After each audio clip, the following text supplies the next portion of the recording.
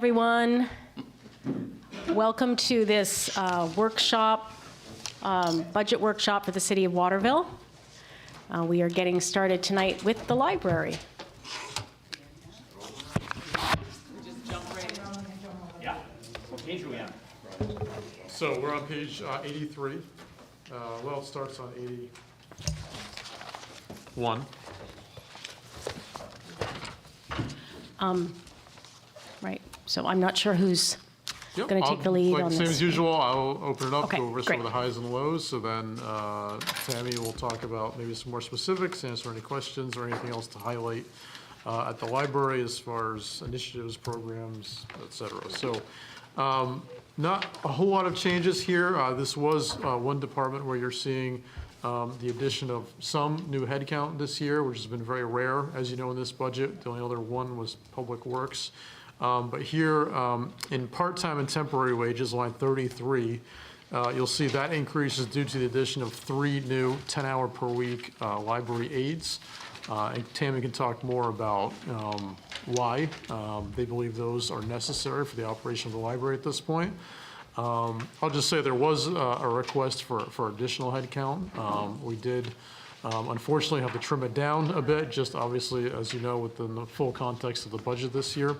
But Tammy, do you want to talk at all about those 3 library aide positions, 10 hours a week, and why they are necessary Absolutely. for your organization? Those additional hours will allow us to be able to emerge into our full operating hours in a safe and healthy and excellent manner.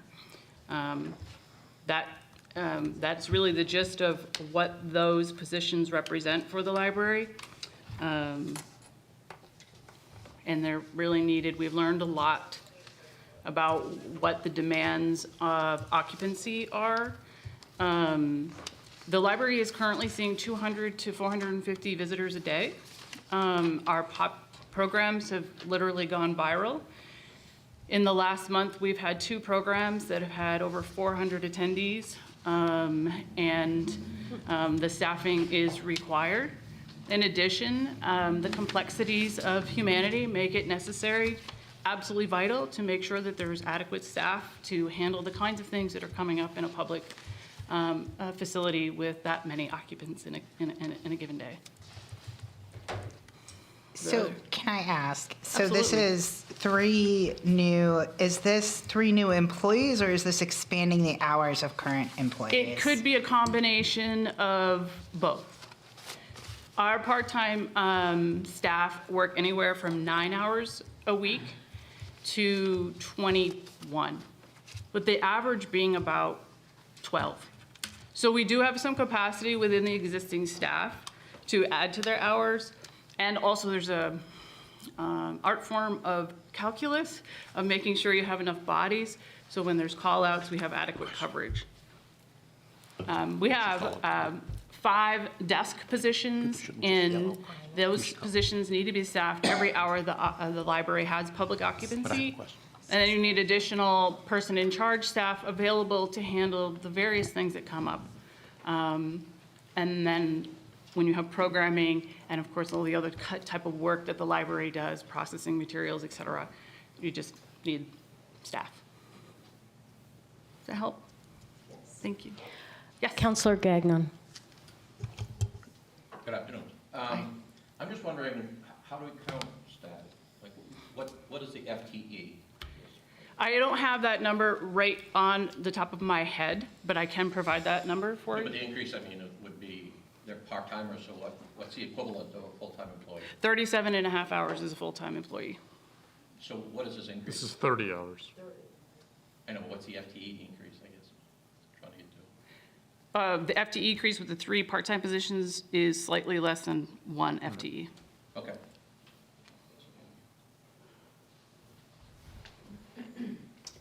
Thanks. Thank you. Oops, I don't know if that was on or off. Councillor Klepak. Hi. Hi. Can you tell me, I understand that what you would desire from this budget is a little bit more than we're able to give you. Can you talk about your vision for where the library is going, what the library will need in the future, what we can see down the road, what kind of positions would be able to be the most useful and help the library really reach its potential. Absolutely. That kind of thing. The assistant director position, which we put in this year's budget and completely understand the city's disposition and why it can't go forward. Nonetheless, that position would be transformative for the library. I made myself a few bullets, hoping somebody would ask that question. I think, number one, it would be replacing a position that we had in me. When my predecessor left, I was assistant or associate director of the library and moved into the director position per the board's invitation and request for me to consider it, and then we did not fill that associate position. And I would argue that the alchemy that allowed us to be national award-winning community service agents was just that, having a director and an associate director. We have done a lot of important work building the infrastructure of the library since I became director, and frankly, Cindy's sitting behind me as board president. She has been pushing me to ask for this position for years. And I've held firm that the boots on the ground, direct service was most important. And that is true. If we had an assistant director position, it would supercharge the library's ability to empower people and strengthen the community. It would allow us to leverage partnerships and realize the potential in the community akin to the level that we were hitting at when we had that alchemy. We still do some of that, but leveraging the value proposition of the Colby students across the street, for example. We were doing several innovative new programs with those students. We still do a couple. We could do more, and that's win-win-win.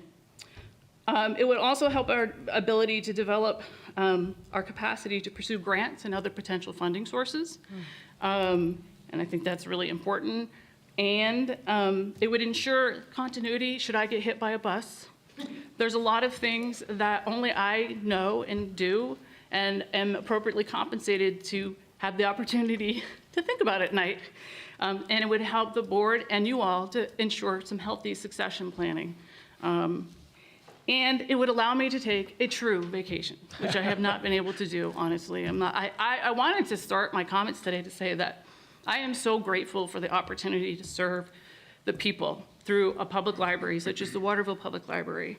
And so I say what I just said, but I do what I do out of love for service to humanity through public libraries. Many of you have known me a long time. I am really committed with passion and fervor for how humanity is empowered and communities are strengthened through the network weaving and other resource provision that public libraries can help activate.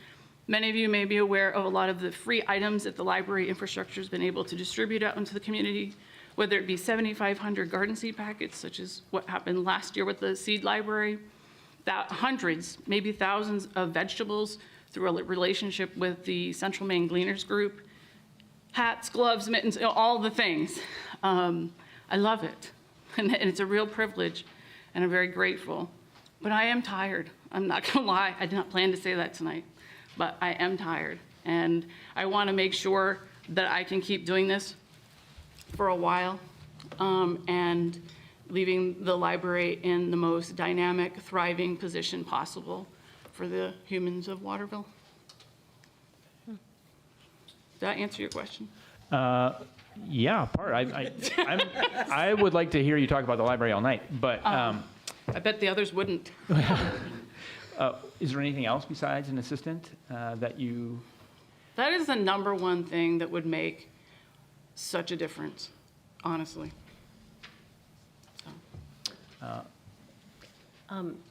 Obviously, you've put forward your request for a reason, but I'm just interested in knowing whether an assistant librarian would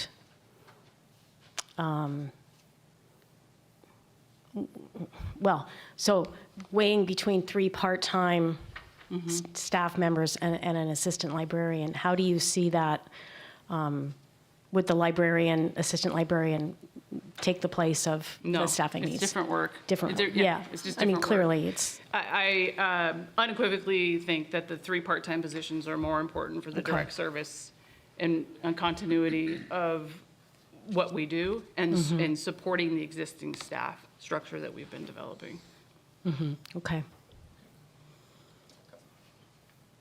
Counselor, yeah, and if anyone, any counselors have a question, if you just lift your hand up, I'll call on you. Go ahead. Oh, okay. I get, some of the numbers are pretty large in terms of increases. I mean, for example, disability life insurance, I can see there was nothing budgeted before. What was the story with that? I mean, why Line is- 38? Yeah, I mean, it's not very much money, but, Well, the story with that is I do not take health insurance. When employees take health insurance, there is life insurance that comes with it.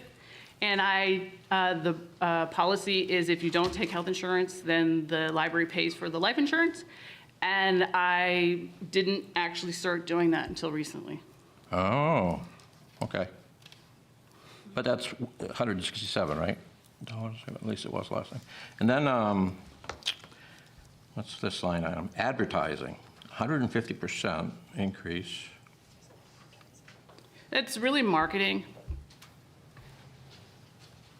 And we're looking to add a tool such as Constant Contact or MailChimp or something of that effect so that we can regularly distribute e-news in an efficient, organized, and professional manner. So that's what that, Okay, so you're looking for, it's just a significant increase, it just pops out at me. sure. And what was the other one? Fundraising expense jumped by 25.58%. That is a reflection of we do an annual event called Nosh and Knockoff, and the costs to provide food and whatnot for that. That particular line is offset by business donations. We solicit sponsorships, they show up in the revenue line and there. So that's what that's about. If you didn't get this increase, would it not occur? That program? We would realize less revenue on the event. We need to have the money to spend on the event, to hold the event, to make money. That was my question, would it Yeah. not occur without this? I think that would be a discussion with the board. It's not that it wouldn't, it's not that it wouldn't occur, it's just that the event would make less money. If you spend more on your advertising and you don't, and you say you're gonna make $1,000 and you wanna spend $250 on advertising, and you only, you end up, you spend it, I mean, we won't make as much. It'll have to come out of the proceeds. Right, it'll have to come out of any revenue generated from the event. We do fundraising, we do ticket sales, you know, we sort of have a ballpark of what we're hoping to raise for the event. So- If there are more expenses, then they are subtracted from that amount. You're in the steep part of the ROI. You know what I'm saying? So what is the income? Is that on here someplace? There's 2 lines where that Nosh and Knockoff revenue shows up. One is, I guess I could look and tell you what line number that is. It's because it's aggregated in this report on line 26. And there's projects bundled into that line 26 that you're not seeing here. So what I'm hearing is that if we didn't increase this line, then that would decrease. Is that what I'm Yes. hearing? Yes, Okay. All right. thank you.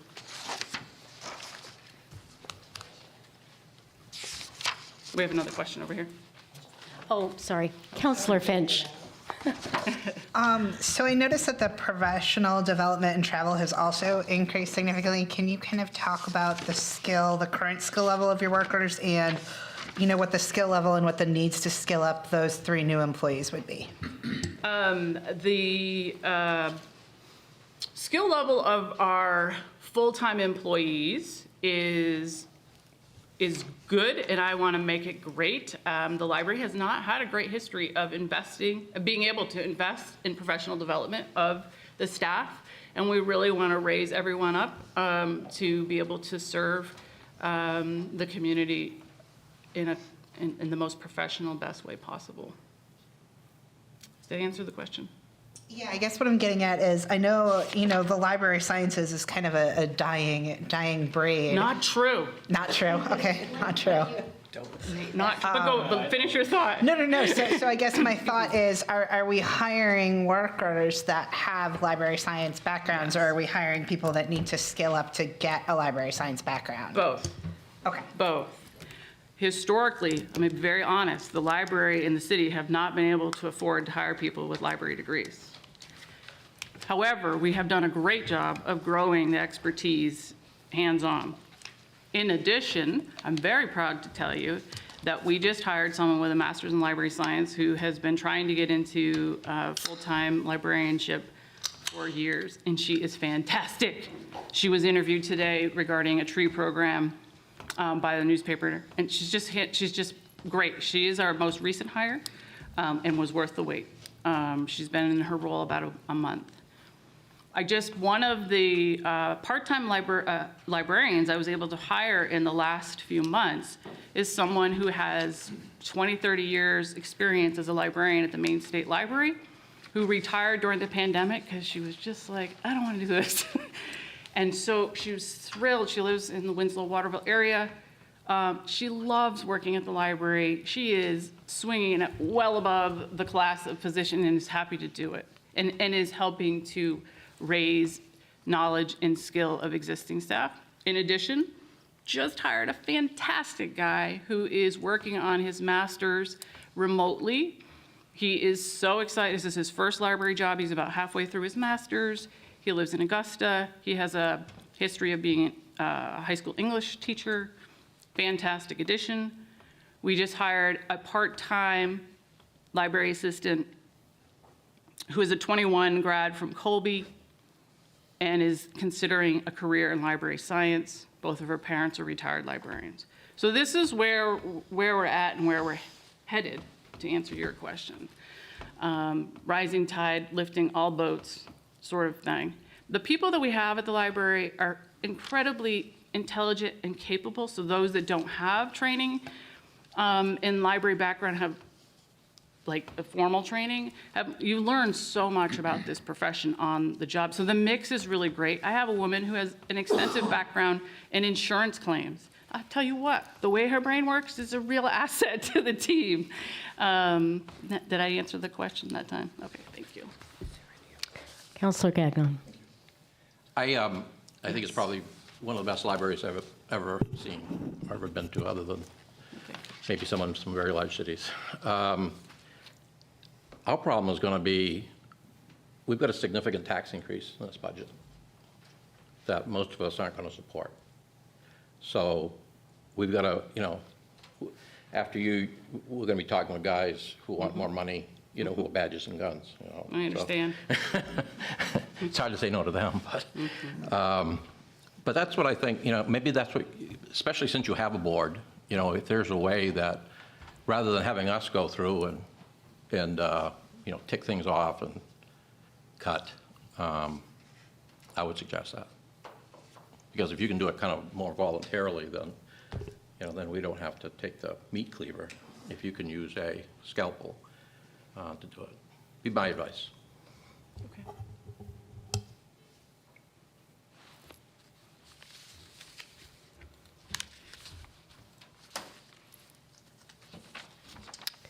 Anyone else? I asked one very small thing, not actually closely related to the budget, but since I have you here, and it's a very topical question, has the pruner program at the library been seeing any usage? Since inception, No, this This year? season. This season. a little bit. A little bit, but it's been reduced Yes. significantly, yeah. It's Yeah. actually kind of good news. Huh? Because we don't have very many. Yes, no, I know, I understand. I just was wondering whether it was still being used or not. Thank you. It does get used, yeah. I have one more question. Sure. First of all, I do want to thank you for this packet of the range of things you do, and I think it's important to point out that the library is one of the only options for career services in the city. That would be one of the examples I meant to give, by the way, with the assistant director. Right, and I think that's a huge need that we have, and one of the wonderful services provided by the library. But my question is about the potential for more revenue. I'm just wondering if you, obviously, you've got your budget, you've presented it, but things like, for instance, an advertising, additional advertising or communications stream like Constant Contact or something. Do you anticipate being able to raise any more money with any of these additions beyond what you've budgeted? I want to make sure I understand Okay. the question. Yeah, I'm just saying, you have some expenses in here that could potentially raise more revenue. So one of the things that, one of the areas where we do make revenue is on non-resident cards. And my hope is that through more focused marketing, that we can increase that. And public, you know, in terms of like generating revenue, it's not like how the Right. seeking funding sources, yes, and that, you know, having the capacity to do that. Michael Hull has been a great partner already in thinking about some of those sorts of things, but he's got quite the dance card. Those will require expertise and brain power. Yeah. And I apologize. When I said revenue, it was including donations and fundraising and that. Yeah. Yeah. Yeah. But anyway, Yeah, so That's- the current tactics, this might be helpful for everyone, the current tactics that we employ to raise money, we have a fall letter appeal, typically a spring letter appeal, the Nosh and Knockoff event, and, am I forgetting something? Okay. And I do a lot of that on top of everything else. Yeah. I like it, actually. I like it a lot. There's also, oh gosh, I mean, you know, there's philanthropists who are interested. And in fact, I'm meeting with someone tomorrow. It's a relationship building conversation. There's a real lot of potential there, but we've got to figure out how I can be more available to leverage that. yeah, absolutely. Okay, thank you. Thank you. Anyone else? All right. Thank you very much. Thank you. Thank you. Thank you. Thank you. All right, we'll move on to airport. Randy?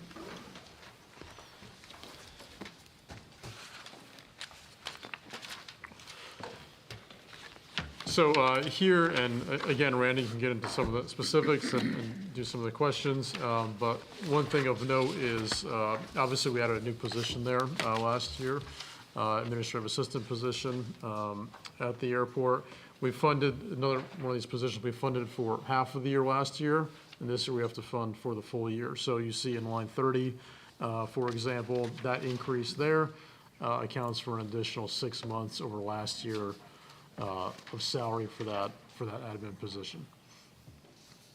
A couple other just notes, you see lines 52 and 53, these were broken out, that's why you see the change there, as well as also, I believe, the supply, miscellaneous supplies and cleaning supplies, that accounts for those changes.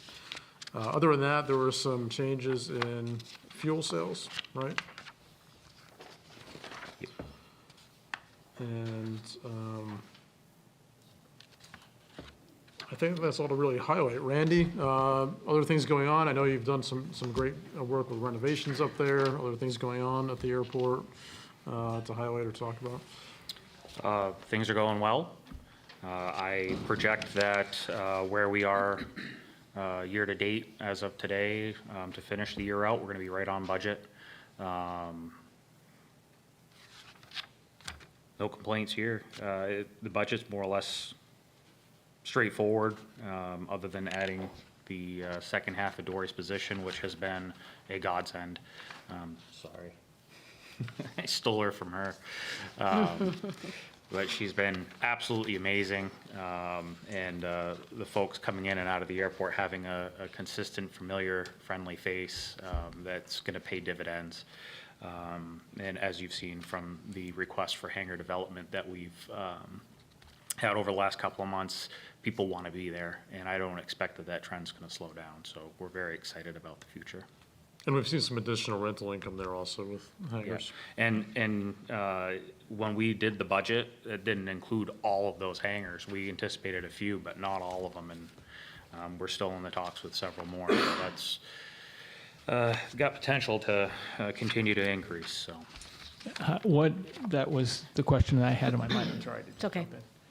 How much square footage do we have capacity to put in? Would you estimate how many more hangars?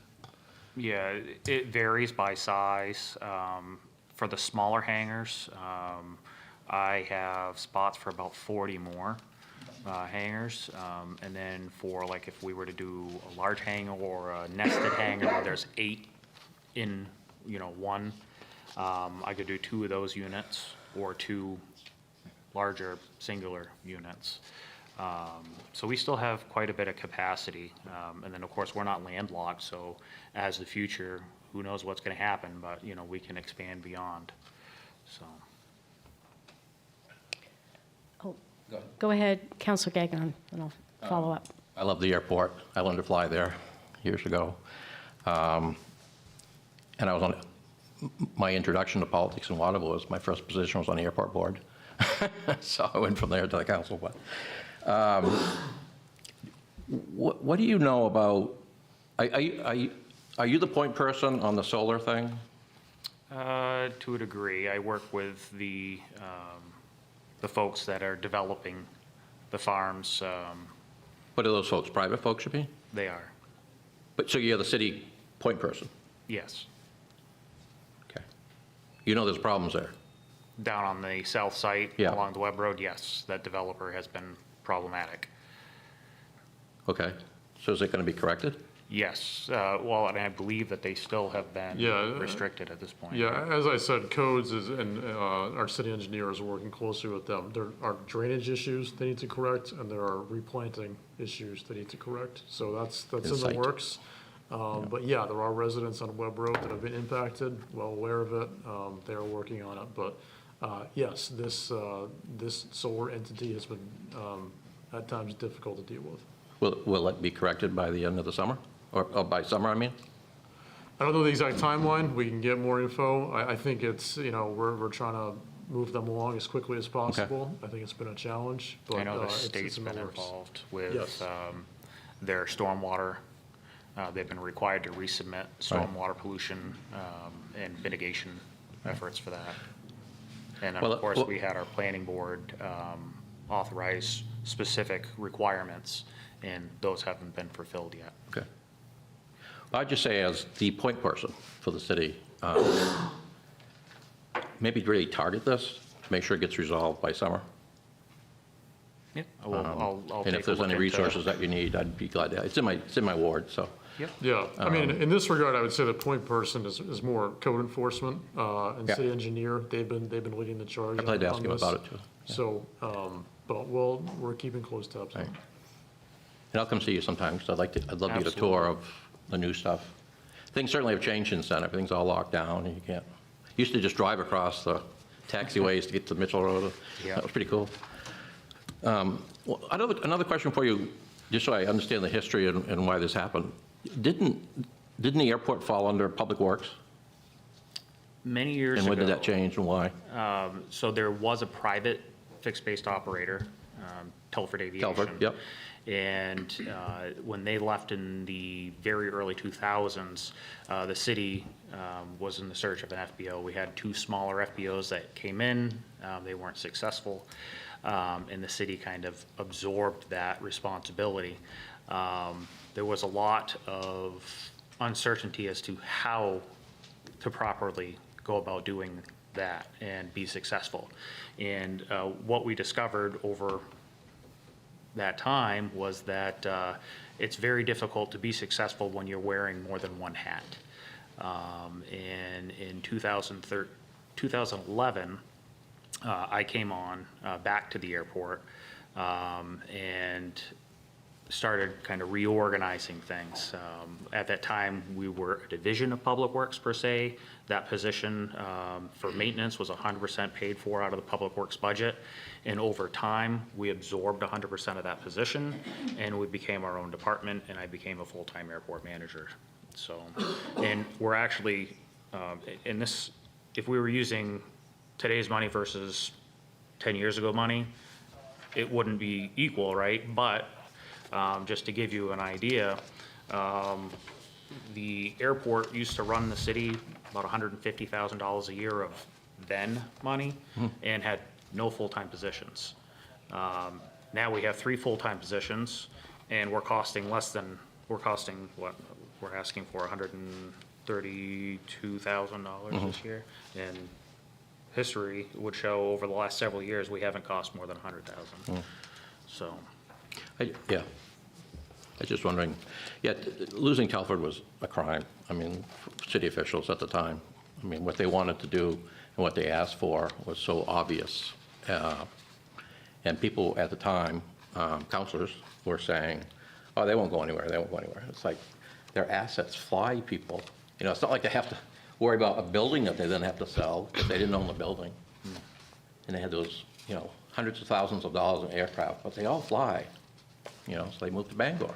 A lot of history. Telford was a great FBO. Yeah. Does the city still own that building? Yes, Okay, so leasing, okay. I'll come see you. absolutely. I have a question.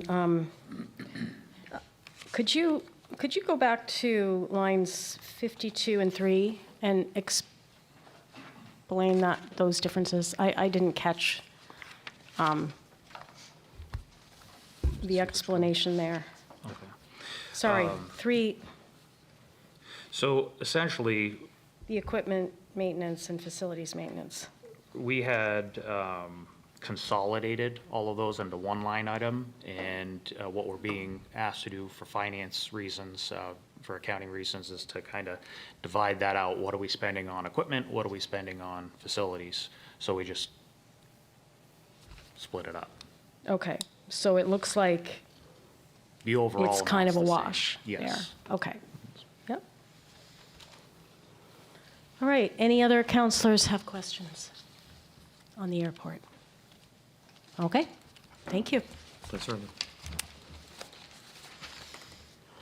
All right, we're going to move to planning and community development.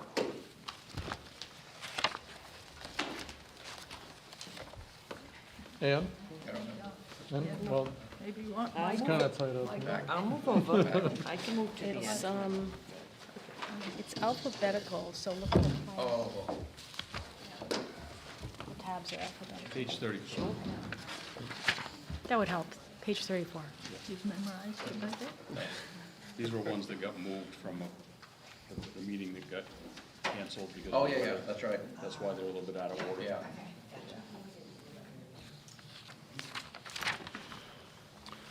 All right, so planning and development, you'll see not a lot of major changes here. The biggest change is obviously the addition of Michael Hall to this department. So you see the change in the full-time wages, line 24, reflecting the addition of his position. You also see in line 18, there's a grant for community development specialist of $50,000 in there. This is part of a 2-year grant, so that accounts for Michael. Other than that, you see just some bumps in professional services, dues and memberships. A lot of this is just to account for an additional employee in this department. some small increases to mileage, print and copy, travel and training, a small bump. Again, we have an additional employee in this department, but you don't see any major big-ticket changes here. So, Ann, anything? I don't have anything to add. No, Okay. thank you. Counselor Finch, you're the first person I saw with their hand up. Go ahead. Okay, so just to understand this correctly with this grant, is this the second year of the grant or the first year of the grant? This will be the second. This will be the second year of the grant. So what that means is looking at fiscal year 2026, we're looking at potentially 33+% increase in this department? Yes, that 50,000 grant will not be Okay. there next year. Correct. Thanks. Unless we can manipulate that grant again, so. My question was, can you remind me where the grant is from? It was anonymous. Oh. Oh, I did it. Well, thank you very much. We appreciate it.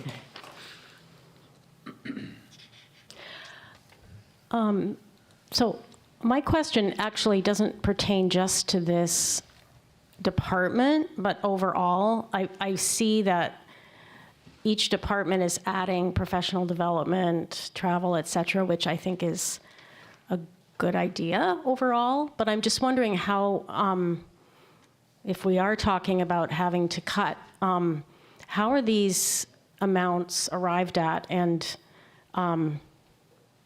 what happens if, was it like this conference cost this much, or is it an estimate? Just wanted So you I to speak to think that. most departments do go through and figure out, conferences, other training opportunities, what they're planning on attending for the year, and come up with a number. I will say, most of these lines that you see for travel, training, professional development are relatively small increases.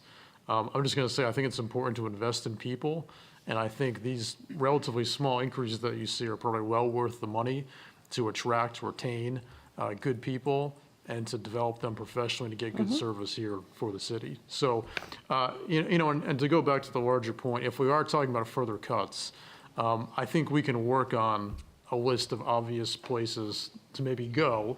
We already have that list, actually, that we will share when the time comes to really, dig further into this.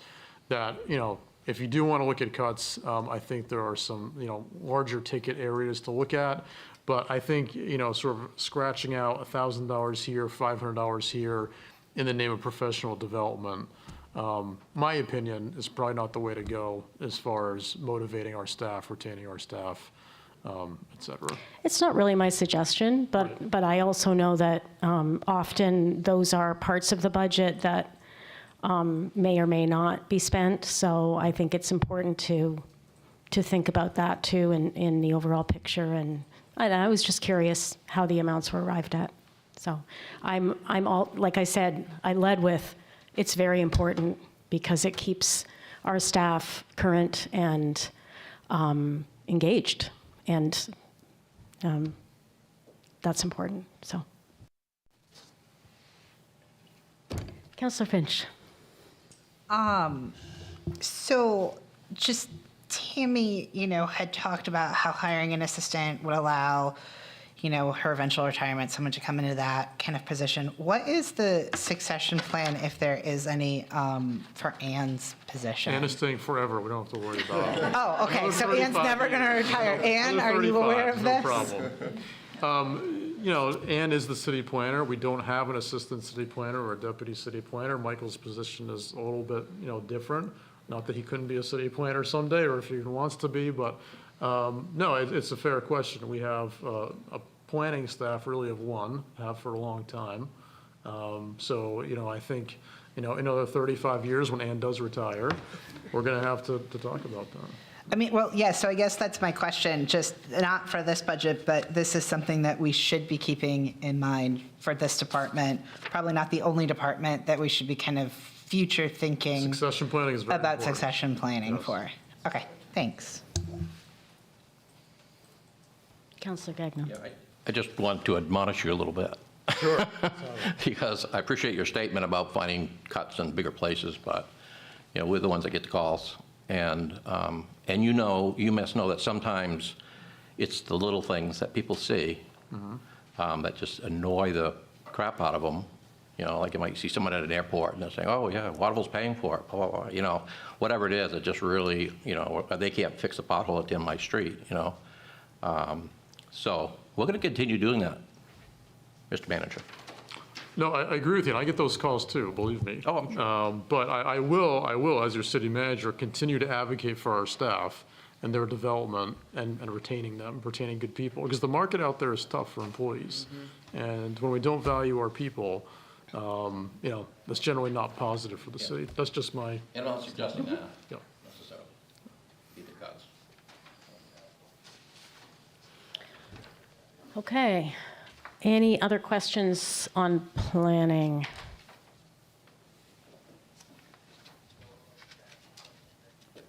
Looks like we're good. Thank you. Thank you, guys, appreciate it. All right, engineering. Is Michael our city historian? Yes, that too. So we get the bonus of the, I have something for him. Here. You only gave me 5 minutes. so engineering is page 37.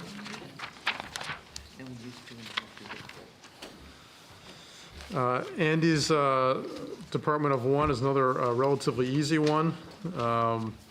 I will point out, we have an increase in the full-time salaries and wages line, and you did just sign on with us. Thank you, Andy, for another 3 years, a 3-year contract with an appropriate adjustment there, so that's why you see a change there.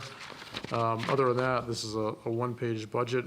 Andy, anything else you want to highlight, add, talk about, things going on, things you need?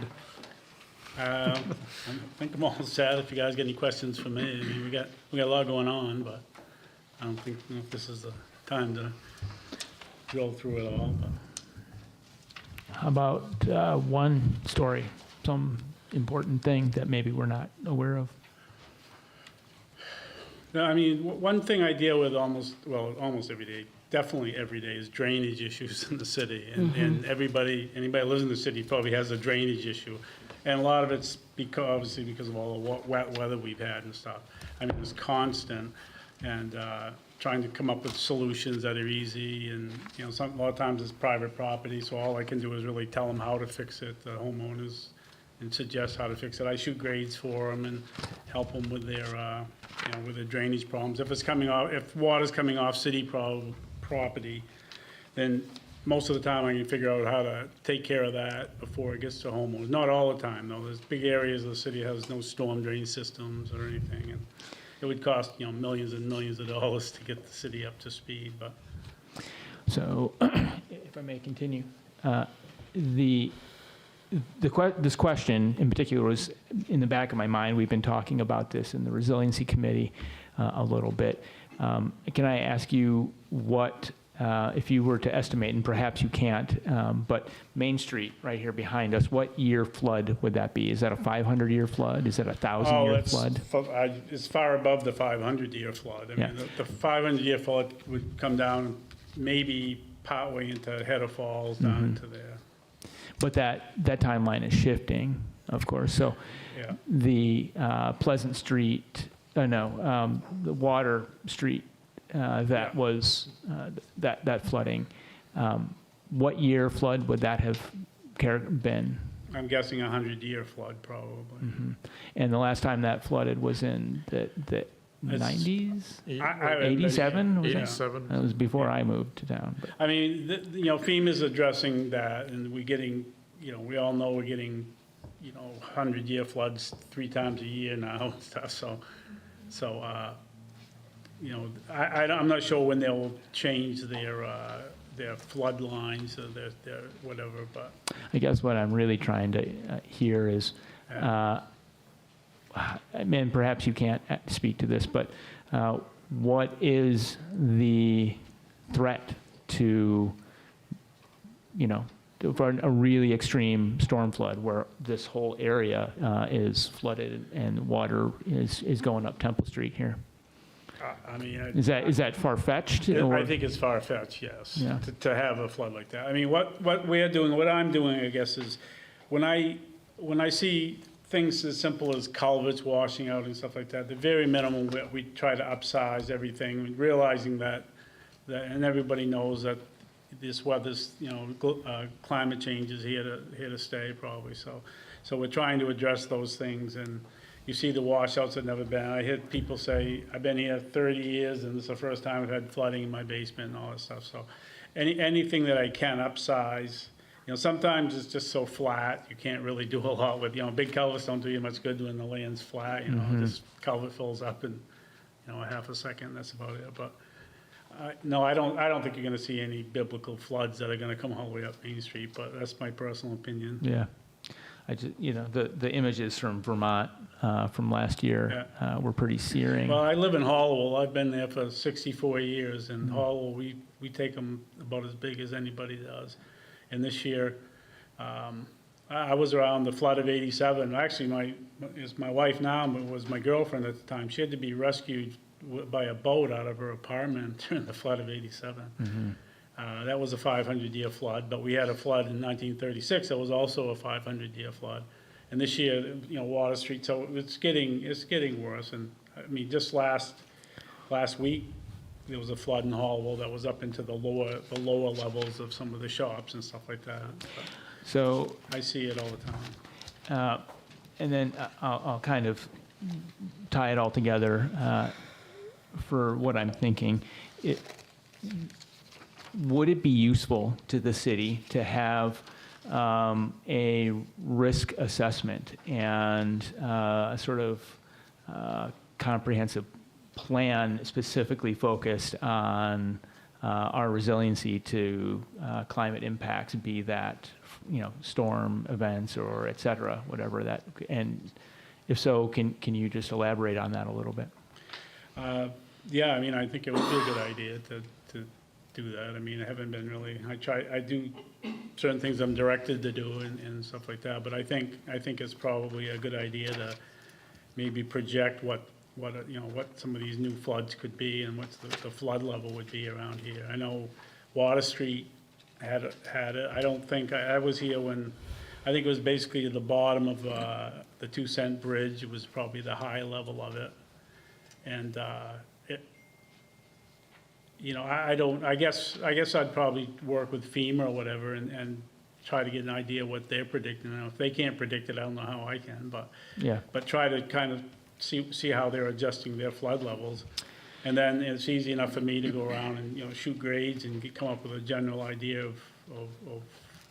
Yeah, I guess I'm just asking about the utility of finding some grant money to be able to, get that work done in a more cohesive, coherent manner, really, like systematically going through the city and surveying all that.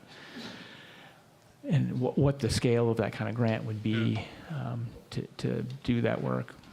Yeah, I guess I'd work with Mike Hall on that and see, he's kind of more up on the grants and stuff, but I think it would be a good idea if we could get a grant to do that. That would certainly be helpful. Councillor Finch. Yeah, so I have a question under car allowance, and I'm noticing that that's a significant increase. Is that mileage reimbursement, or what's driving that significant increase? Yeah, that's just simply a car allowance, I believe, by contract. Oh, okay. So, Yeah, it was just, I was working at City Hall. I work now right at Public Works because a lot of my work, half my work at least, is Public Works, and it was getting to be, costing me money, I guess, driving around all the time. It's not a huge amount of money, so when we renegotiated the contract, I asked to get bumped up some on that to cover my, my expenses, and that's. I mean, I'll say Andy spends a significant amount of time traveling around the city to different job sites, drainage issues, everything else. So, if we were to pay per the mile for mileage reimbursement, I don't think we'd be coming out really ahead. So this is, and most of the other department heads that do a significant amount of in-city travel for their job duties receive a car allowance. yeah, I guess my question was, is the traveling increasing? Like, are you having to find yourself go out more in the community, or is this just a negotiated increase? No, I go out a lot more. When I first started here, I've only been here, well, this is my 5th year. And when I was hired, we were doing the build grant, so I ran this this project was half my time probably. Obviously, I didn't have to go very far. I could walk out of my office and stuff, but now it's been, especially with the weather we're having, I spend, all corners of the city every day, I'm always out there and answering calls with people, or just looking at things that we've done or need to get done, I certainly travel a lot more than I did in the first couple of years I was here. And do you foresee that increasing your traveling around the city, or do you think you're kind of like at a stable spot now where you're I think at? it'll probably increase. It just Okay. seems to be increasing. But Okay, thank you. All right, any other questions?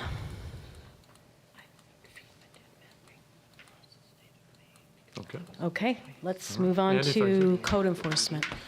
Code enforcement.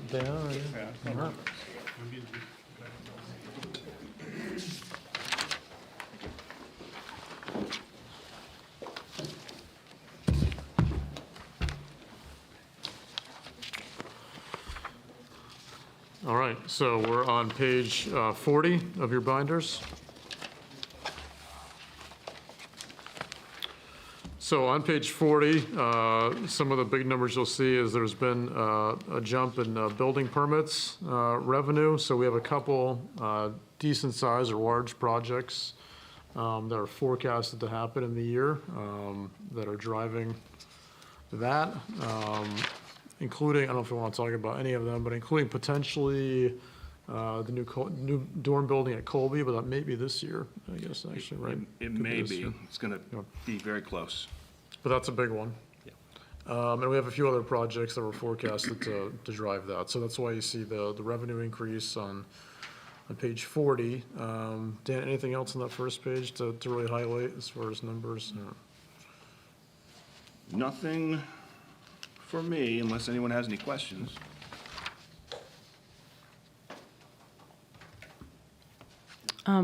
What is driving the labor cost increase?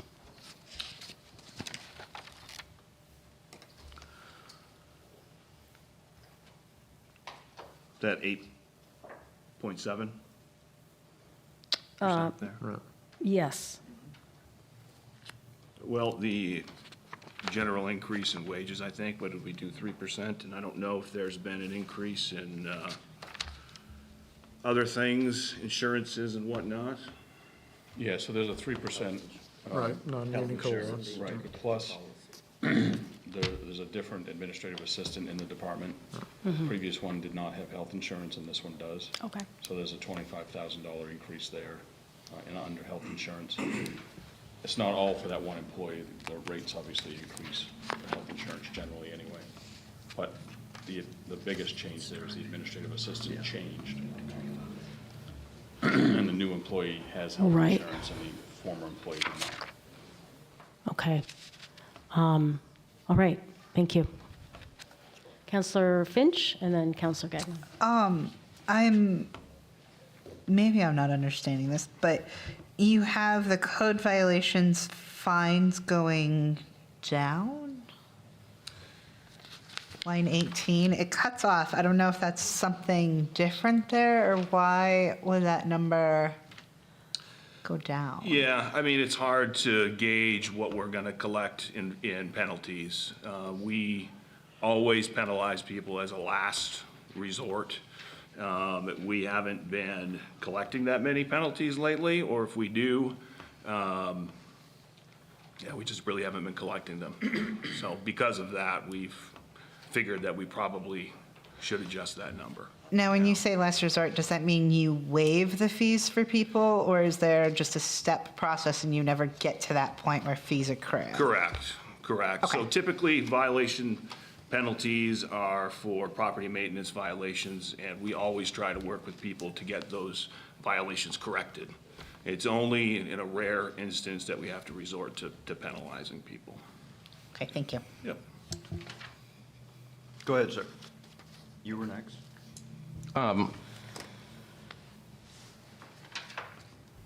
This council talks a lot about economic development.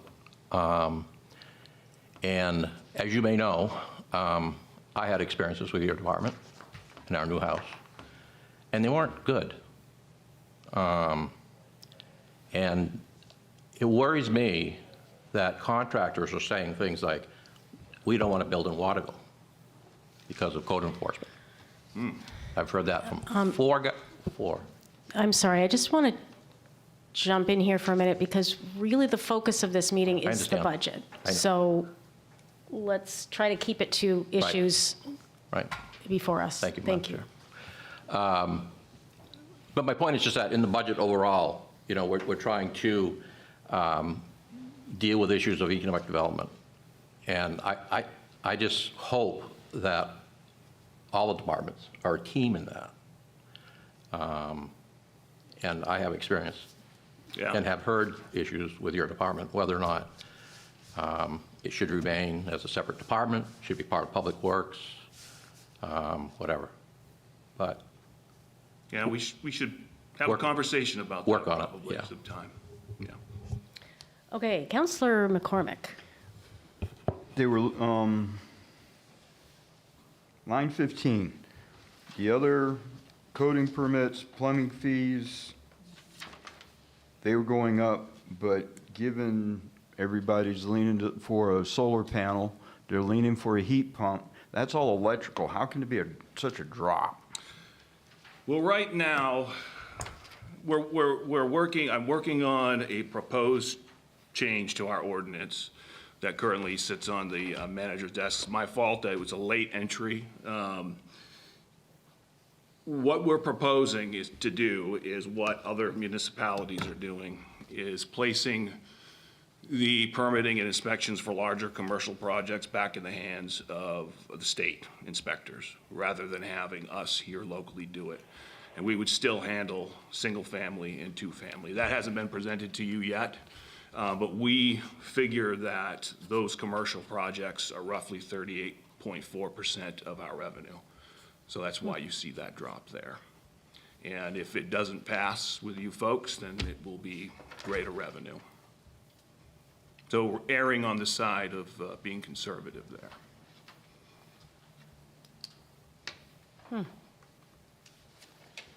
Councillor Finch. Going to lines 36 and 37 and going back to what the city manager's point was about wanting to invest in city workers, I noticed that there's actually a decrease here. There's no increase in that. Is that just not needed in your department, or is that something you didn't think you could ask for? For training and workshops, Yeah, and the training and workshops, and I wasn't Sure. sure what professional service Sure. was, if that was professional development, but I just noticed that there's nothing in here for the professional development of your staff, and just curious if that's not needed or you Well- didn't ask for it. we didn't ask for an increase because we already had that in our budget. We don't see that changing. Okay. We also have a line item for conferences and travel. It's not a lot, but that is in addition to any professional training that we have. So I didn't see a need to increase that Okay. amount, yeah.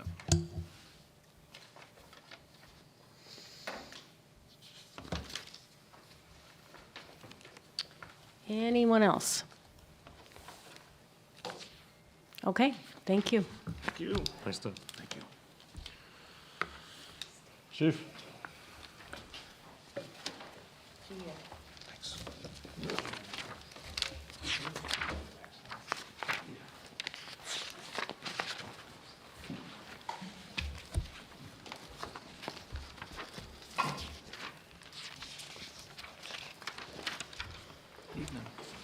How are you?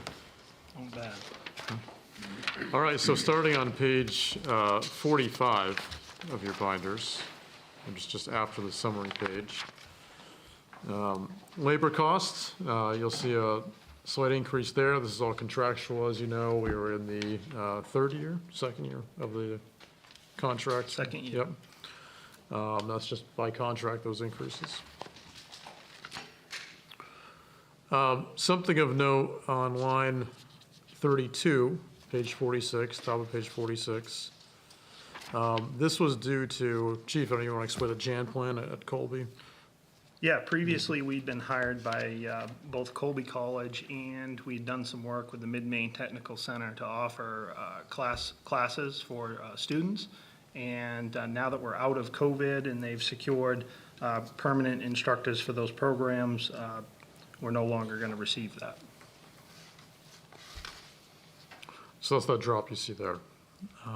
Moving down, labor costs, again, full-time salaries and wages, contractual, part-time and temporary, also bump for call. Call force. staff.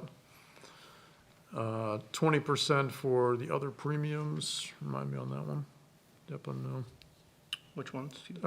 Sorry, 20%, it's called other premiums, line 48. I know we talked about this earlier. Yep, that's for stipends. So individuals receive stipends for being either fire inspectors or fire investigators, which are both 40-hour trainings. And with wage increases, we expect those stipends to move up just a little bit. Moving down to line 57, car allowance, you see a drop there. This is, we did finally provide a vehicle to the fire chief, so we're no longer giving him a car allowance. He has a city vehicle, which he should.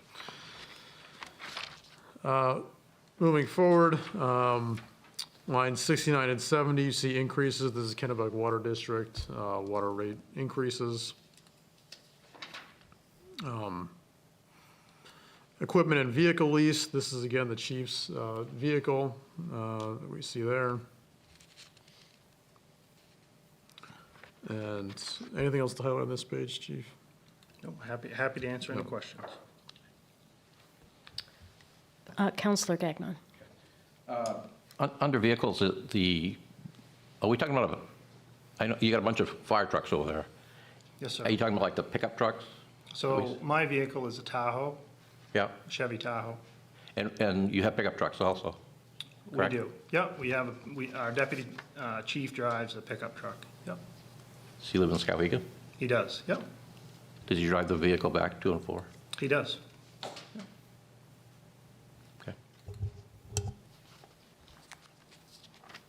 All right, anything else on page 47?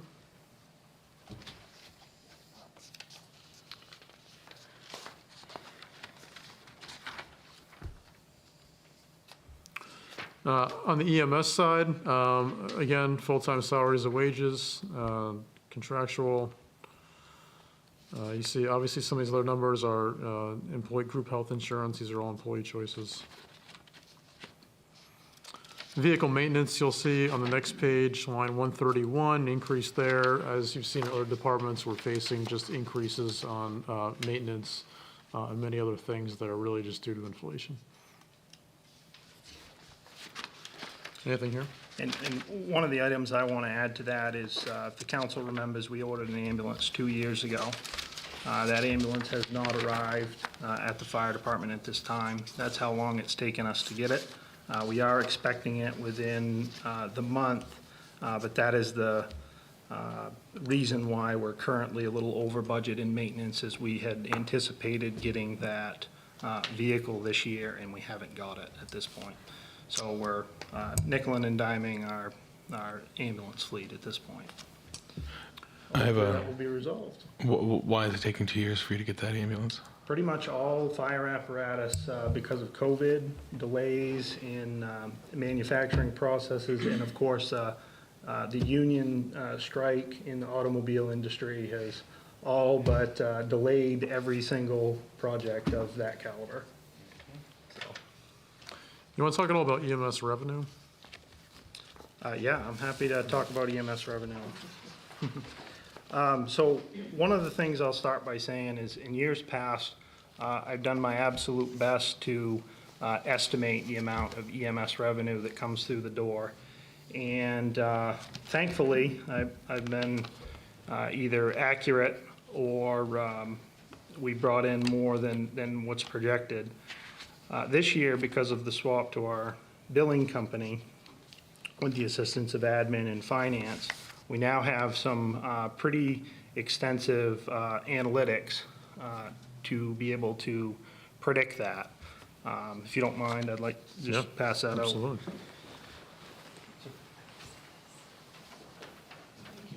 Yeah, no problem. Thank you.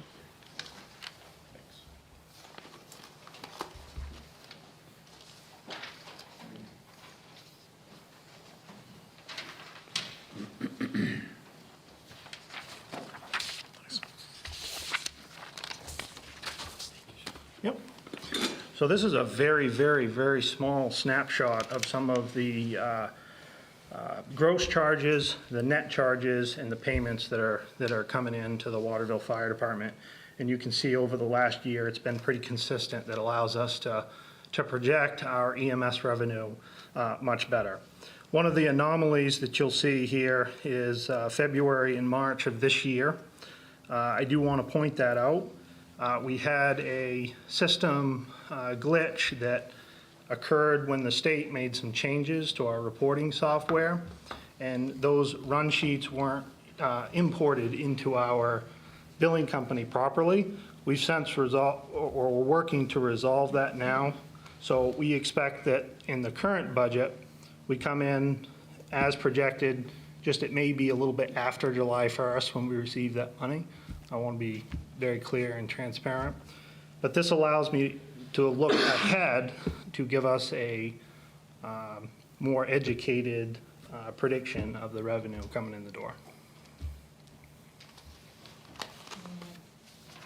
Councillor Finch.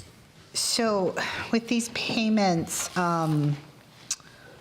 coming in, do you know how many of them are through, how many of them are billed directly through an insurance versus how many are billed directly to an individual, and kind of what the rate of return? Like, is the bulk of these payments coming through contracts with insurance companies, or is the bulk of this coming through individuals paying bills directly? It's very difficult for me to give you precise information without digging into the analytics, but I can tell you that 60% of it comes from Medicare.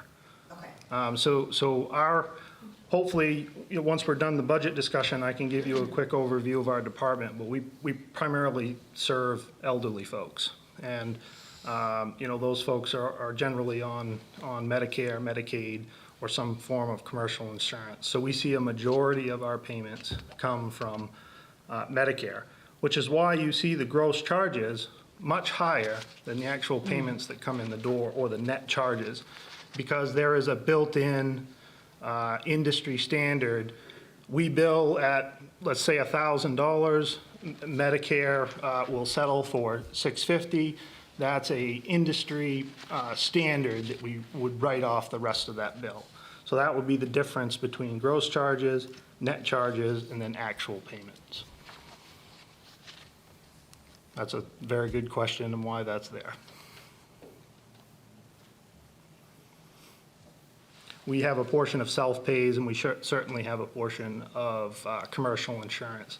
And I'd be happy to provide the city manager with that breakdown so he can forward it along.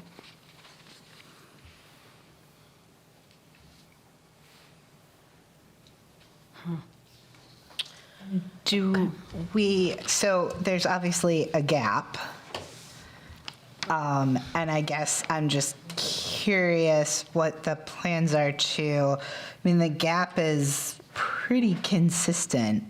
Are there plans to close that gap? Yeah, I'm glad you asked that as well. So the gap that we're speaking of is the real gap here is the difference between net charges and payments, right? Mm-hmm. So every town in the state of Maine and across the country, sometimes people don't pay their bills. It just is what it is. Administration, finance, myself, the EMS deputy, we actually have been working over the last couple months to put together a list of individuals that haven't paid their bill, so to say. Our finance department is in the process of researching a collections agency, and it's our intent to bring to the council some ideas on how you wish to handle those gaps.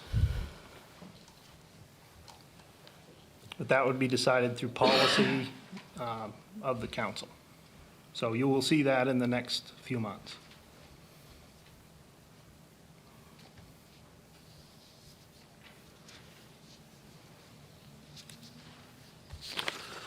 Any other questions on the EMS?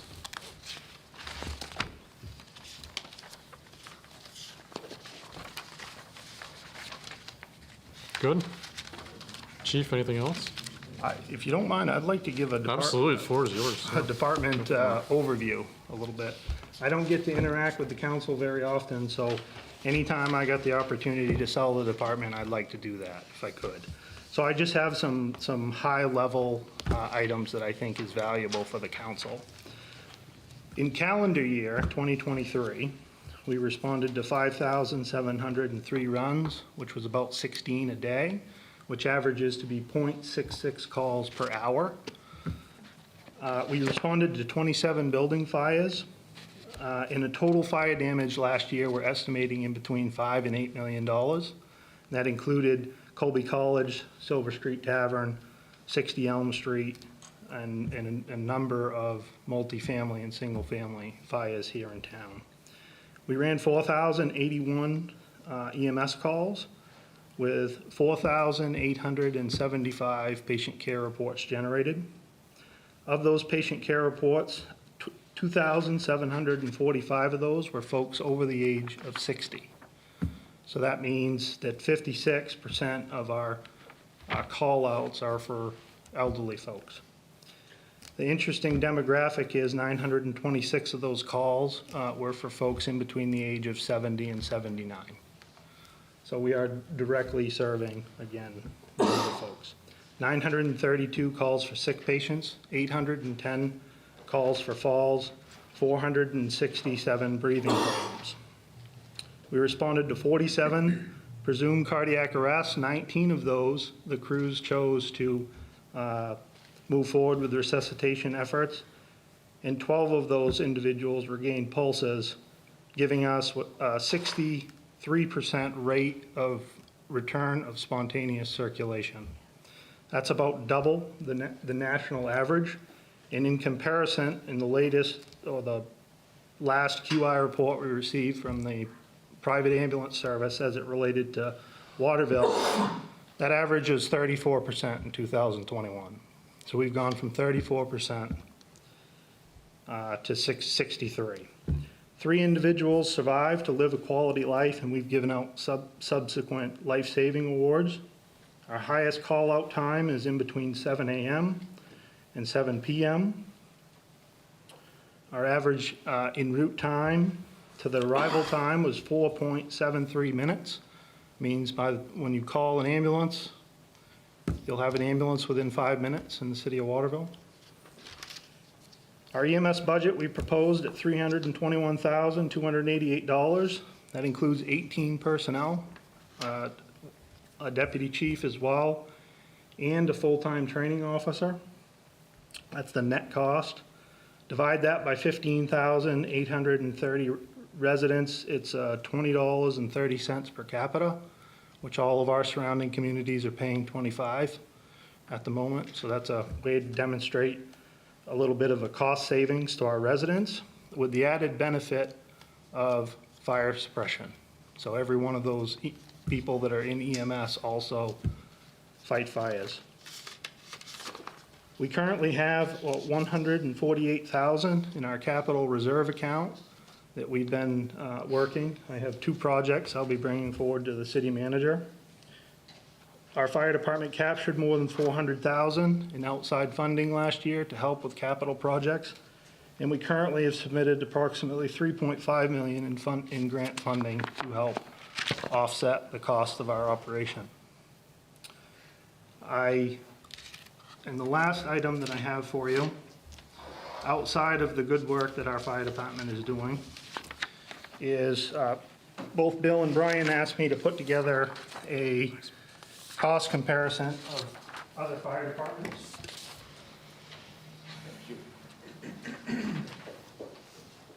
Thank you.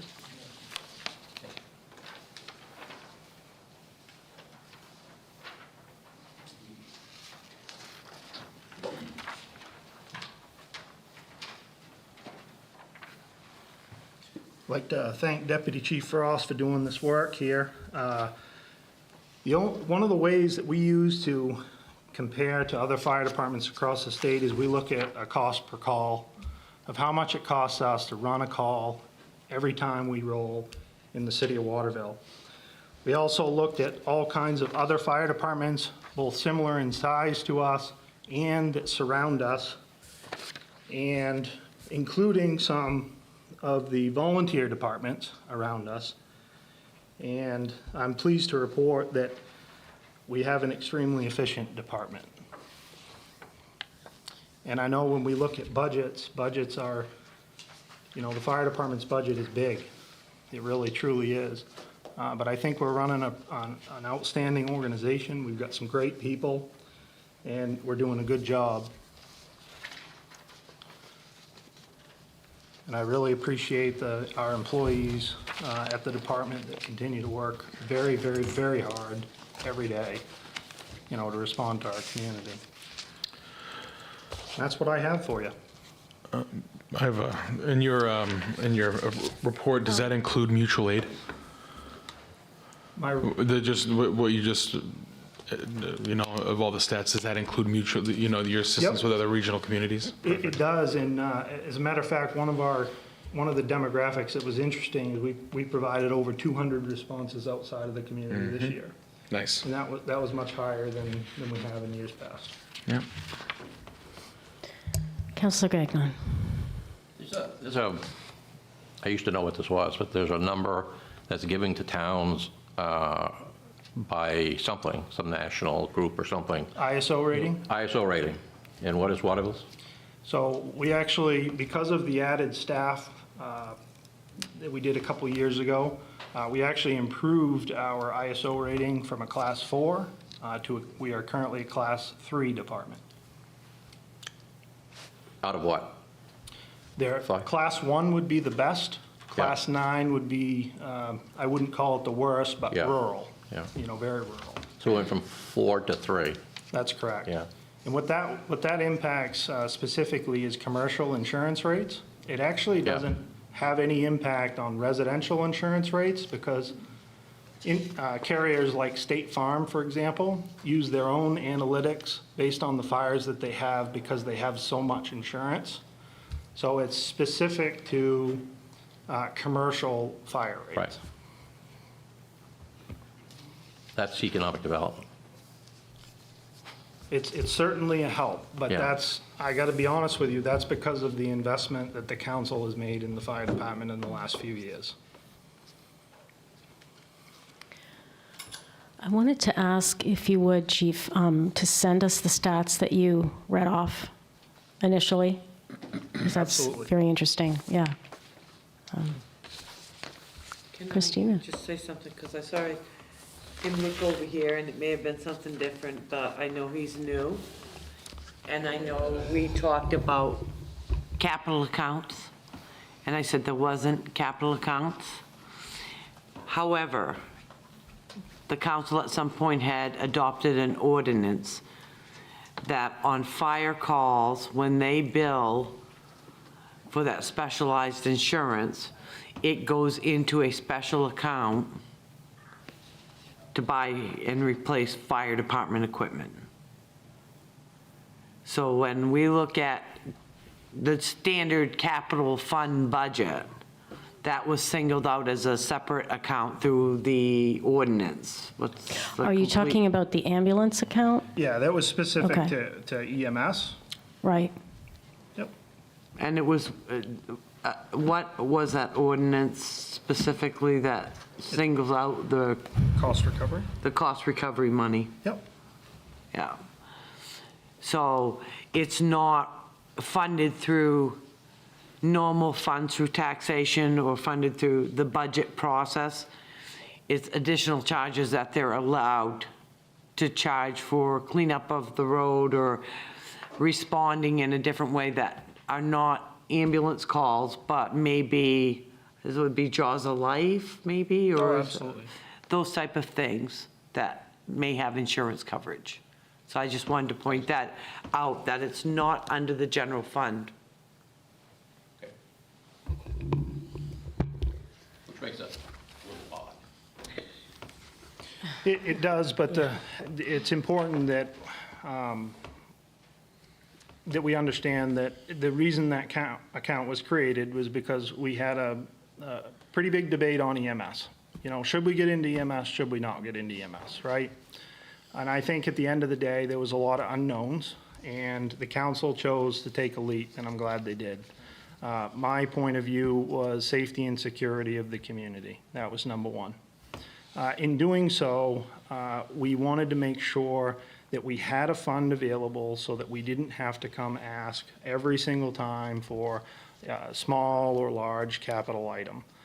And we've used that fund over the last few years. One, we bought nearly a $300,000 ambulance out of that at no cost to the taxpayer. We also, if you recall, the council gave me specifically a loan for $90,000, and they gave me 3 years to pay it back, and we paid that $90,000 back in the first year. And now we have $148,000 in that account. I have not come to the council to ask for anything, but we are expecting to receive a $157,000 grant from the state of Maine. We would like to use $50,000 of that funding, and then I would like to use some funds out of the capital reserve to buy our staff power load stretchers. There are patients out there that are nearing 700 pounds, and that's the truth. And we need a mechanism to load them safely in the back of our truck to avoid back injuries. And I will tell you that power load stretchers, 2 of them, are $120,000. That's a lot of money. But that's an item that we can utilize, that capital reserve account that's specific to EMS, so I don't have to come ask for that money out of the general fund or ask to increase taxation. So that fund's very beneficial, and as you know, I use it as very conservatively, and anything that's used out of there has to come to council for vote. So I can't just dip into that at any point in time. It's with your approval. Similar to the other account we talked about the other evening. Right, and could you just so we're clear, could you explain what kinds of revenues go into that account? Yeah, it was set up to be our cost recovery account. So we do regular EMS billing, and all that money comes back into the general fund. But cost recovery is a program at which we respond to a car accident, or the latest example is we went to a hazmat call in Litchfield after the plane crash. We billed $9,700 for that response. And of course, it didn't cost us that much money. But that check, when it arrives, would go into that account per the current ordinance that's in there. Mm-hmm. So it's cost recovery money. Again, it's money that the fire department responds to, and it's generally billed. We bill insurance companies, and then beyond that, we have an internal policy that Waterville residents don't get billed beyond their insurance, and non-residents will get billed the remaining balance. Okay. Any questions?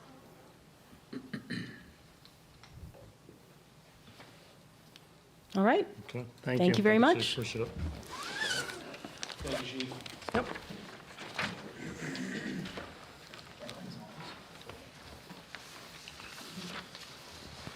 All right, we're going to move on to police, which is found starting on page 50 of your binders.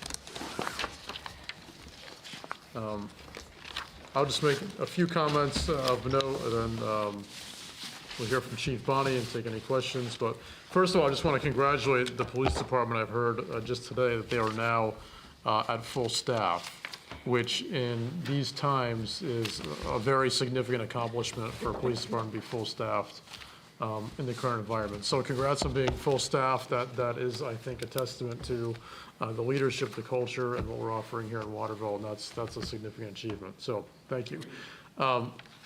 So obviously you see, as far as labor costs, we're dealing with labor contracts here again. So the increases you see there are for those labor contracts. I'll note another line that I'm not trying to jump around here, but I'll just hit a couple of high points. Page 54, vehicles. As this council knows, we did some leases for police vehicles this year, so that increased 55,000, line 101, is what you see there for leases. And you heard all of those conversations and arguments previously, but we can revisit if necessary. I don't think there's really much else for me to really note here through animal control or comm center. Comm center, there was a breakdown in the overtime and standard overtime. That is, correct me if I'm wrong, a new line that was added, the 80,000 you see there. So that is one change. Those are kind of the high points, the significant changes in the budget. But Chief, other high points you kind of want to note or questions? Sure. I would point out, I'm sure some of you have questions on the overtime line that did increase. We were, well, actually, as of today, we're 103% expended on the overtime line. For the last many years, we've had a buffer because we haven't been full staffed, and that includes this year. We are now full staff, and we plan on remaining so for the bulk of the next fiscal year. And this is my second budget as an administrator here, and so we're trying to learn from our mistakes. And we did not budget enough in that line. And so what happens is every year we have unexpected events, and we need to expect the unexpected. This year we had 2 homicides. We had those 2 major storms where our department was staffing the shelter. We had a standoff, and we've been down a sergeant for some time. But every year this type of thing happens, and so we simply can't afford to continue going over on the overtime line. We have to budget what we expect we're going to spend there. So that's why we've asked for an increase in the overtime line. Also, Major Woods, who's behind me, has worked very diligently on a wellness plan, so we've added that line item. You know, in the past, physical fitness was what was killing police officers. They weren't in good shape, you know, 30, 40 years ago. That's what was doing it. Now, unfortunately, it's mental health. We lose more police officers in this country to suicide each year than we do to line of duty deaths, and they are 56% more likely to have a heart attack than their civilian counterparts. So we think that it's incredibly important to establish this wellness program, not only to invest in our employees, but to keep them healthy and to reduce turnover, because obviously a healthy employee is a good long-term employee. So that's important for us. We're also looking at a community policing line this year. As you all know, I promised a police department that was going to be focused on community policing, and we've done that. But there are certain things that we need to, a nominal amount of money to support those programs, like badges for baseball, which we're hoping to continue doing. Happy to revisit the vehicles, as the manager stated, if you guys want to talk about those. We did talk about it in depth previously, but I know that some of you weren't here. And so I just want to highlight also, particularly since it's National Telecommunicator Week, I do want to highlight the PSAP. They serve 49,000 residents in northern Kennebec County, and they do a great job. And by Waterville becoming a PSAP, we were able to secure equipment and training for free from the state that we wouldn't have otherwise got. And even though we became a PSAP and added 1 staff last year, we did realize a savings in the net budget of the comm center. So that was exciting. And they went from not being a PSAP to being the 13th busiest PSAP in the state out of 24. So they're doing a great job, and I think it's important to mention that to you folks. Okay, I want to talk about the overtime a little bit more. Sure. Can you help me understand why that amount is needed with a full, when you're at full staffing capacity right now? Sure. So only part of the overtime goes to filling vacant shifts. The other part of that is if we have a major event, which the major events aren't reducing here. Like I said, we've had 2 homicides in this fiscal year, and, those are things that we have to spend money on. We So the can't. storms also. And, We have and, several big storms. and the storms as well. So those are things that we have to spend money on. We have to answer the 911 calls. We can't not go to them, and so that requires overtime. It requires additional officers. Right. So, but these are new line items too. So where would that overtime have showed up in? So maybe I previous years? misunderstood your question. Were you talking about the law enforcement overtime, or were we talking about the standard overtime in the comm center? Oh, actually, I'm talking about the comm center, yeah. Okay, that one That's is. $190,000. right? So this standard overtime is something that they're already doing.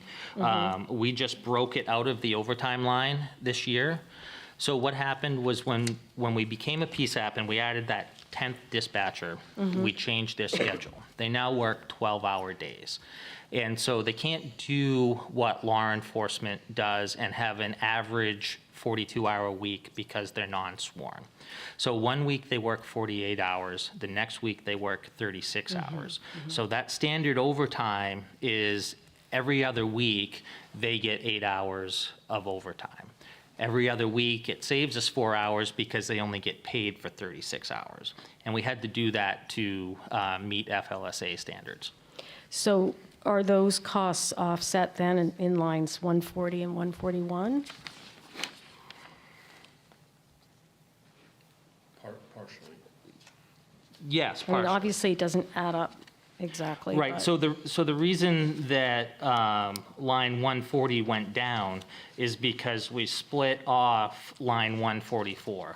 So 140 is actually up 6% and not down 11%. And then we brought that standard overtime out of the overtime line and just budgeted what that actually costs us. So previously, the overtime line was higher, but now you've divided Right, now standard. we've divided it up to So the standard explain. is that differential in the pay. That's right, that Yeah. standard overtime is Okay. 8 hours every other week. Right, okay, got it. That is just built into their schedule. Okay. And the part-time and temporary would be the unforeseen events. Well, the part-time and temporary Correct. is we're budgeting for 5 part-time dispatchers so that we can fill in Oh, and right. Okay. not pay the full-time dispatchers overtime. That was built into that was there last year. It was just Okay. built into the wage line, which is why it looks like the wage line went down 11% when it in fact did not. Okay. All right, thank you. Sure. All right. Counselor Gagnon? How many vehicles do you have? 21. 21? Yes. And how many vehicles did you have in 2010? I can't tell you how many vehicles we had in 2010. I was a patrol sergeant, and I probably didn't pay I attention. remember that. So I can tell you that we have 2 more vehicles now than we did in 2022. And so I know that number for a fact because I just looked at it. And 2022 was when I took over as chief. So the reason that we needed to do this is our fleet was aging. Each year, it took a back seat in the budget, and if there was a place to cut, it was vehicles. And so we had vehicles with 140,000 miles on them that if you drove through a mud puddle, your feet got wet. That's not hyperbole, that's what happened. And in addition to that, we constantly had vehicles down. So we had police officers coming into work with no cars. So they would have a call and they wouldn't have a car to go to that call with. So right now, of those 21 cars, 11 of them are assigned to patrol. You could have a day shift where you had 4 patrol officers on day shift, 3 patrol officers come in on a B shift, you have a patrol sergeant, and then you have the community resource officer, so you have 9 people. It's not uncommon for us to have construction details or something like that where somebody's in on overtime, working a car. So now you're at 10 vehicles. Right now, one of our 11 vehicles is down due to an accident, so we would be out of vehicles at that point. So even now at 21, our patrol fleet still could stand to be increased because we simply, sometimes vehicles are going to be down. We are trying to reduce the downtime on the vehicles by replacing the Fords with Tahoes. The Fords from 2020 on have been a huge maintenance problem for us.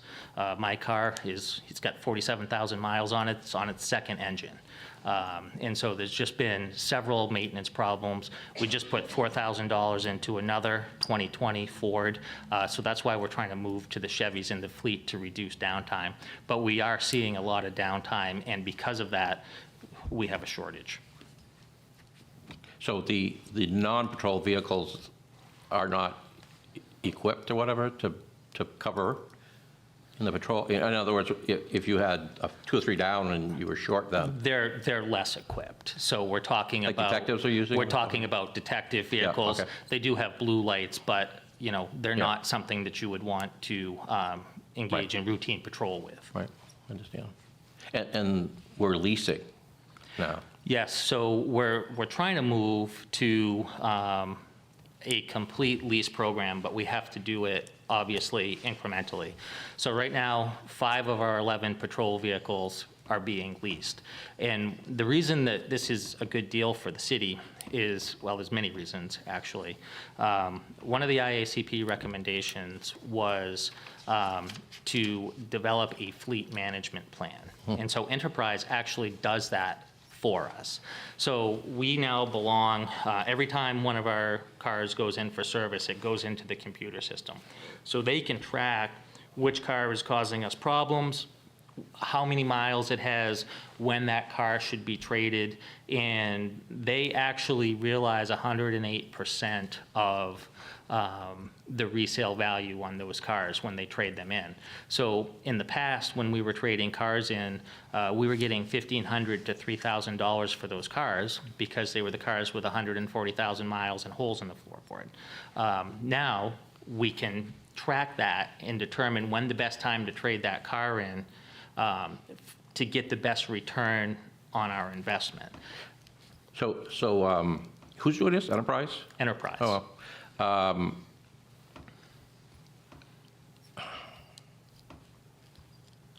How long are the leases? Are they set? Are they like 3-year leases? So they're 5-year leases. 5-year leases. But we're also able to look at and track, like, hey, this car is becoming a problem. We need to get rid of this car now, get rid of it, get another one in there, and, hopefully that keeps us from. And the lease is coming from Enterprise? The leases are coming from Enterprise, yeah. And So if you have a vehicle that is returned after 5 years, how many miles does that have on it? a vehicle at 5 years is going to have somewhere close to 100,000 miles on it. That's not too bad, though. Yeah. Thank you. Sure. By the way, my wife rode with you. If you I remember that, yes. With the Citizens Police Academy. Yeah, Citizens Police Academy. So I'm glad to see you're reviving it. I'll tell her. Yes, please. So we entered into this new system of leasing vehicles recently. I think it was Correct. 6 months ago or something like that. Yes. And it was with the idea that this would save us money, right? Right. So will we see our costs decrease in future years? I know that there was, a higher trade-in value that's going to be captured, but. So you're going to realize a savings, but not until we get this program completely up and running. Once we get it completely up and running, it will stabilize. This year, we were able to get 5 Tahoes for the price. We had only budgeted for 1 new car, to buy 1 new Right. car. We were able to get 5 new Tahoes for the price of 1 new car by leasing it. And so that gave us a huge head start on rebuilding our fleet and, getting it to a point where we can control it and manage it. And so, you are going to see that number go up because we've started to lease more vehicles from them. But at the end of the day, it's saving us money on the return when they sell the car for 108% of its value because we're only getting that $1,500 to $3,000 before. So it really is doing more for less. We simply, for 5 Tahoes, it would have cost us $250,000 this year, and we paid 56, so, or actually less than that, but that's what we had budgeted. That's the lease line. That was what was in the vehicle line for this year, this current fiscal year. Oh, I see, right. Yeah. 50, there it is, 56,100. Okay, yes. All right, thank you. Sure. Counselor Finch? Are we done with leases? I don't want to jump topics, so if anyone else has a lease question. No? Okay. I think you're clear. Okay. Not to just jump topics, but, and not to nitpick this, but I'm just trying to understand. Page 55, for the ACO, so line 17, there's, under labor costs, it's dog license fines. Now, I'm assuming that's the amount of time spent actually chasing people for those fines, correct? I believe that is, that should be a revenue line, isn't it? Or is that revenue?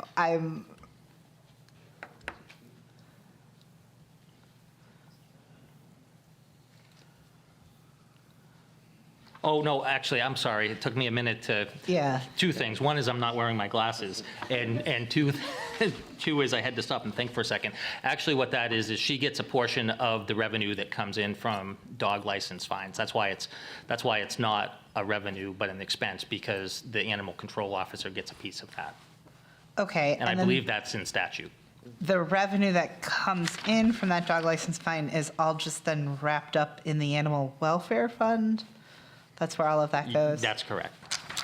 Okay, could we just separately just get a breakout of what we took in for dog license fines? I mean, I assume I could do the math if she's getting a portion of it, and I could go look it up and kind of do the math, but. I don't think we have that number available tonight. We can certainly. Yeah, look yeah, that yeah, up and get it not for you. off the top of your head right now, but just, Yeah. yeah, thanks.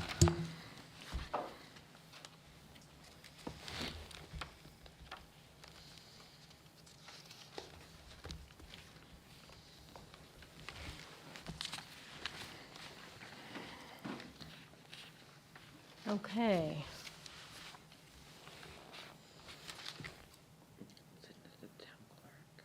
Are there any other questions or comments from Chief about the budget? I would just say that we're in a good spot now with both where we are at the police department and city leadership. And it really, truly is because of how you guys have invested in the employees. And I think that's important. I've been here for 26 years and I've seen it go both ways. 18 months ago, we had 11 openings and today we have 0. And that is a big deal. And it's because we're investing in the employees that work here. And I think that's incredibly important. Congratulations. Yeah, I think that has a lot to do with leadership as well, Chief. Yeah. So, Thank you, I appreciate that. And Councillor Finch? So Chief Essler just gave us kind of a stats breakdown of the department. Do you have anything like that for us? I came prepared to discuss the budget. I don't have stats for you tonight. I can certainly present those to you at another time. Chief Essler is a hard act to follow. Yeah. They're not getting overtime. We're all on salary. Okay. I think that wraps things up, okay? Thank you all for being here. Yeah, council, as Appreciate usual, any further questions, comments, feel free to forward them on to administration and we'll get answers. Okay, thank you.